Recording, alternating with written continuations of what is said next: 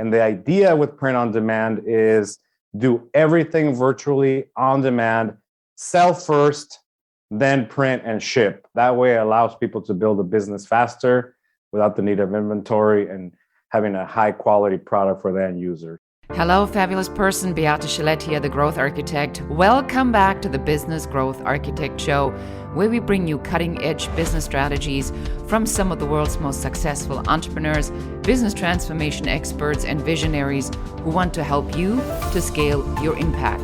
Look for one tangible strategy that you can take back and implement right away. And now back to our guest. Hello, everyone. This is your host, Beate Gillette, the Growth Architect, and welcome to another episode of the Business Growth Architect Show. Today, we're going to talk to Victor Peña, who has a big operation behind him and does a lot of really interesting things. So, Victor, thank you so much for being here, and tell everybody, who are you? Hi, thank you, Beate. Thank you for having me here. You know, my main goal is to empower business owners globally to thrive with print on demand and e-commerce, So whatever I can do to bring value to business owners out there and inspiring entrepreneurs, then that's what I'm here to do. We're here at beautiful, gloomy Southern California this time of year, but that's where our main headquarters is in California, in Orange County and Irvine. And at OmniPrint, we're a manufacturer that helps people all over the world use print on demand to print their merchandise, apparel, t-shirts, hoodies, that kind of stuff. Just picture, anybody that has an Etsy store or a Shopify store, they're printing, it's wine o'clock shirts and all sorts of different types of apparel and merchandise. A lot of them are using our equipment, our software, our inks to be able to empower them to win. And the idea with print on demand is do everything virtually on demand, sell first, then print and ship. That way it allows people to build a business faster without the need of inventory and having a high quality product for the end user. So that's kind of, my main business, and, that's what we're here to do.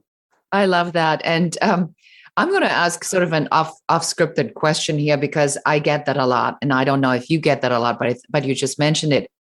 Is it not unethical to sell something you don't even have? What's the idea behind that? Oh, let me tell you something. The most unethical thing that you can do is not sell, right? Not sell. Why? Because, you have something that's going to give value to others in the marketplace. And if your belief is there that you're giving value, then, it's in the best interest of your clients that you actually help them through the process of buying your product, right? And the idea is, it's not that you don't have it, right? When it comes to on demand, because most of our customers have the equipment there. As soon as their order pops up, they grab the blank, they print the image, and they ship it, right? So all of our customers are tuned up like that. What they don't have is a ton of inventory that's just sitting there losing money, that they don't know if it's going to sell, right? So that's the idea and the concept with on demand is that you're only shipping what you sell. And normally the shipping is fast for all of our customers. I love that. I get this all the time, where I have people that say, how can you sell this if you haven't even created it? I'm like, well, if somebody gives me $20,000, you bet I'm going to be creating it on the spot, because the incentive is right there. So big takeaway here for everyone listening is this is really one of the secrets of successful business owners, is that they try to not have the inventory or try to not spend their valuable time creating product, services, presentations, and things unless they know there's an actual need for it. So sell it first and then deliver it. My next question, you are, judging by what I found about you poking around on the internet a little bit, you are a one-of-a-kind guy. So what is your superpower, your sweet spot, your differentiation factor, your unapologetic value proposition? What makes Victor Victor? Yeah, so I think there's something important that we all have to think about, right? For me, I think I have a power of vision, right? A power of vision that I'm not really thinking as much as, all right, well, what do I have to do today? What's on my to-do list? What's on my hit list, right? I'm thinking about what the future is and where I can take our products, our team, right? And if you look at what our vision is and our mission, right? We want to empower millions of business owners, right? So having that vision on how you do it helps you in your day-to-day, right? For example, and we tie it into the first thing that you talked about. The first machine that I ever sold was not even there when the customer paid for it, right? So I sold the machine. I showed them the table. The table was there, but there was no machine on the table. And I say, hey, look, the machine's going to do this. It's going to do that. It's going to empower you to build your business in these ways. You know, I only need for you to pay for it up front so I can get the parts so I can build it, right? And why? Because I had a vision that I was going to deliver and I was committed enough to do it, because it's not about that transaction. It's about what you can deliver to the customer so that they can win, right? So it's hard to do that on a day-to-day without having a vision, right? So, and that's the long-winded answer, but number one thing that I always try to fuel myself with is vision. So that leads me to believe one thing about you, that you must be pretty keen or pretty good at the mindset part of success, because everybody who's studied mindset and gratitude and finding your way somewhere knows that you got to stake a mark somewhere. So what part does mindset play in your business and in your life? I think it is the top thing, right? So for example, right now, I think we're about, we have 80, 85 employees, right? And my job is to get to help them grow their mindset. So what does that mean? If you look at any leader, right? Any leader is always a limitator to their team, because there's no team that's going to be under you that's going to be greater than you. It just doesn't happen. If you look at like John Maxwell's laws of leadership, he has some of those concepts that are super important that I've learned from, right? So my main job is to keep working at it, because you just don't come out of bed saying, hey, you know what? For whatever reason, my beliefs are bigger and better today than they were. Actually, no, it takes like a recipe. My recipe is getting up, looking at my gratitude list, my goal list, right? And then getting to the gym, right? And then coming up with the next steps of vision after some body training. Then I train my mind into what I'm going to achieve, that year, the next year. What does the 10 years ahead look like? So it takes some of that flexing of your mindset muscle with actual working on it, right? So it's hard to look at memes and hard to look at motivational videos without working on yourself. I really like that. I'm right there with you. I think that we get sometimes as business owners, and as a strategist, I see that they get too caught up in the little details and they forget where the destination is. And then they can't see the destination anymore because they're somewhere cleaning up boxes in the storage room instead of focusing on other things. So what is... I'm glad you bring that up, because I'm not the box cleaner kind of guy. I think my wife can attest to that, because I'm the guy that opens the cupboard and I go for the task of pulling out whatever's in there and forget to close it. So oh no. So what does strategy mean for you? So strategy is it's something that honestly I think it's kind of an overused word, to be honest with you, because a lot of people use it to say, hey, well, I'm gonna have like a few pieces of ideas and how we get to either do more, sell more, grow more, right? But I think if we look at it, how can we align what we're doing with the goals of our customers and our clients, then that makes it a lot easier, because you end up saying, hey, you know what? I actually helped these clients grow this year. How did we do that? So you got to know how you're helping your clients grow. so that you can turn that data back into what you're going to do for the next few years, right? So I'm a big believer in data. Like, don't come at me with all these hypothetical ideas. Show me what it's looking like, what we actually have accomplished, what those data points are, and then we can come up with something for a strategy for the future, right? So that's kind of how I look at it, and it helps us kind of start honing in stuff versus talking a lot and then nothing's really getting done. So you're saying that in order for you to devise a strategy, you want data points that support ideas to create a strategy, but the strategy without backup to you is meaningless, if I'm hearing you right. Yeah, exactly. And plus, it all has to go down to what we're actually all here doing, right? And what does that mean? At the beginning, you're like, okay, well, what is my vision, right? My vision is to not go bankrupt, to be able to eat, to be able to not fail payroll. Those are the initial, your mission, right? And then you're like, well, after that, then what are we here to do? Now we're here every single day. We all show up to help our customers grow. So that means that if you're devising a strategy that doesn't include that fundamental step, that fundamental part of the plan, then it gets more difficult, because what do you end up doing? You end up saying, hey, how many sales do we need next year to reach our revenue goal? Instead of saying, hey, how many creators out there are we going to make rich, and how are we going to make millionaires so that we can achieve our goals together, right? So it's a different way of looking at it. It's interesting that you say that, Victor, because that's one of the things when I devise strategies or growth plans that I look at first is what is the big vision of you? What do you try to accomplish? Because it's not about making sales. It's about impacting lives by the services that we provide. And a lot of people are confusing the one with the other. So going back to strategy, what is your favorite strategy?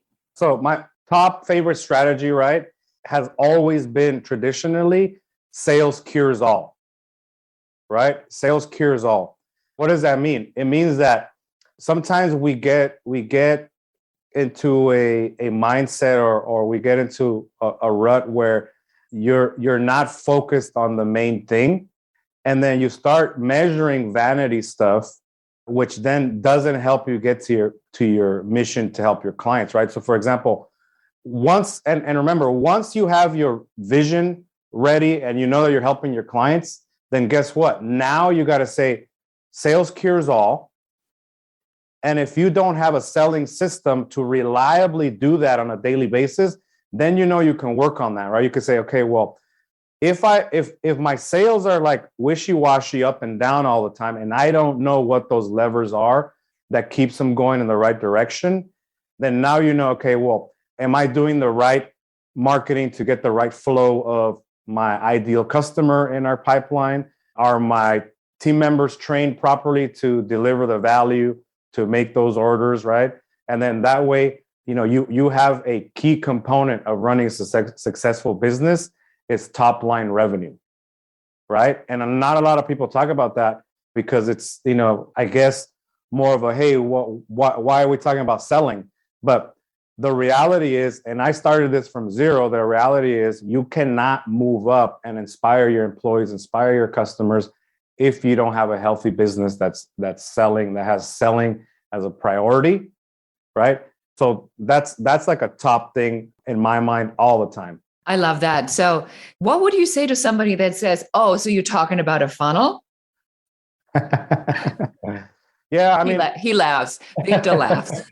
Yeah. No, it's funny. It's just because everybody thinks of that first, right? Because it's also a sexy term, right? So, for example, we do some boot camps sometimes for our customers. It's about how do we help them grow, right? And a question I get all the time is, hey, how can I build a funnel to help to make more money, right? So everybody uses the term funnel, but I like to use it into all right, what's the flow, right, of your service? Do you have the right offer? Do you have the right offer to entice people to start connecting with you, right?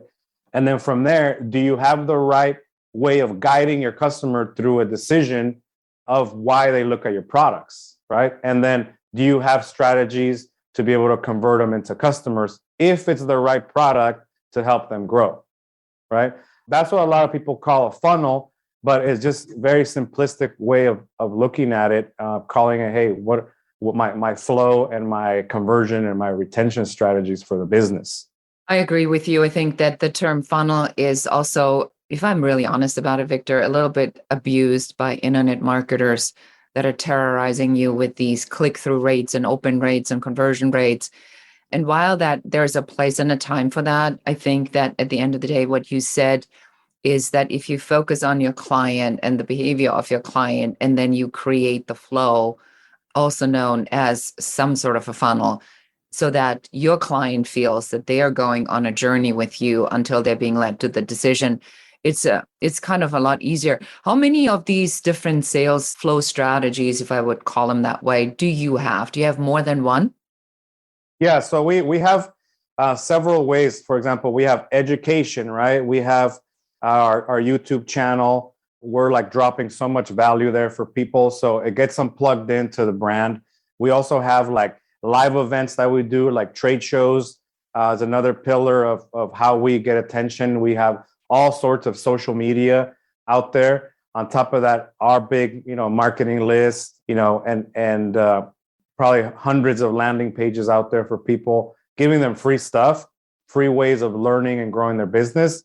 And if our product seems to be the next step for them, then we have ways to, have them talk to a specialist here, and then they actually coach them on what they're trying to do.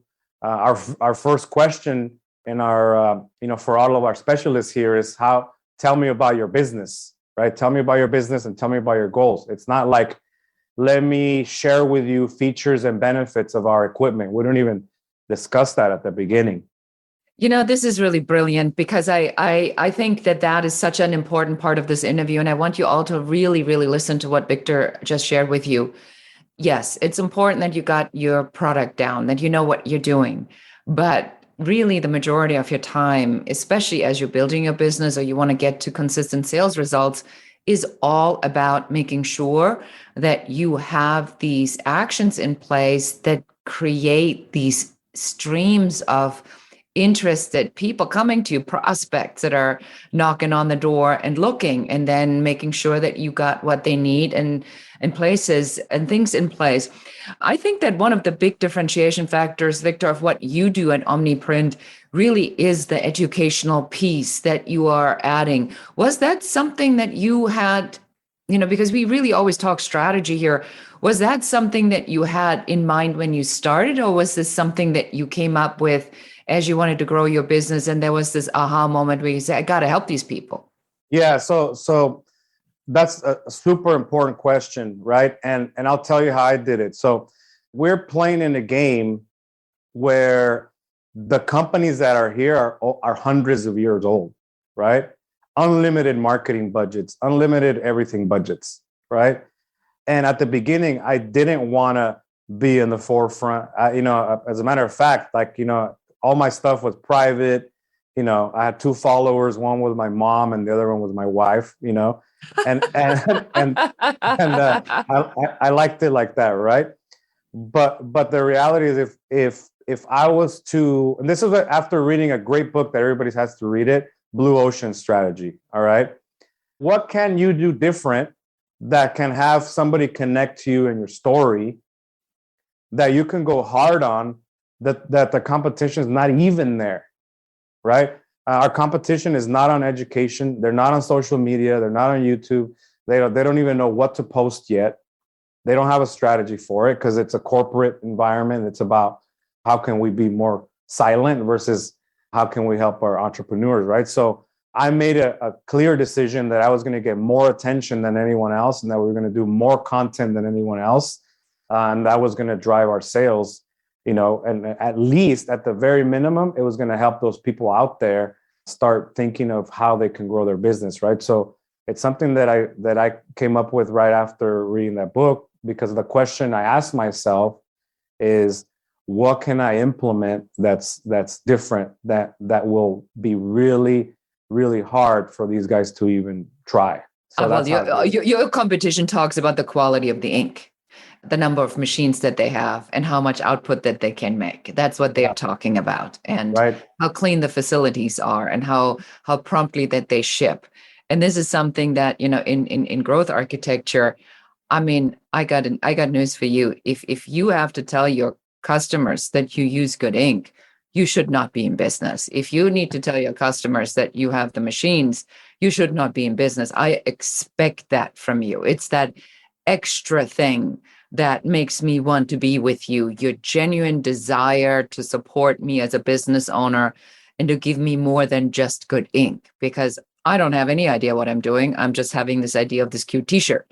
So I love that you say that, because sometimes I think these actions or strategies are a little counterintuitive, because why would you be spending all this money on all of that stuff if, how do you even connect that? And I think it's very critical that you said that and shared that with our audience, that you made a conscious decision because you read something and you knew this was your differentiation factor. So so this is the thing. The reality is, having the best products, my background's engineering, right? So I already knew how to have the best products, right? That's like, for me, that's a no-brainer. That's par for the course. We have product of the year for the last 5 years, all right? And that's competing with these guys.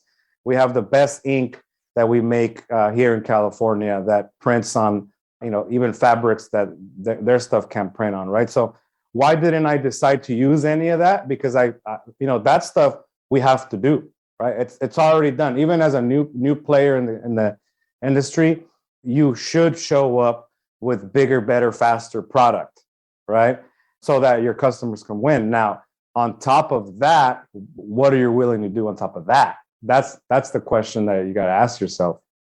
That's amazing. That's a really great line. What are you going to do beyond what you normally do to be excellent in your business?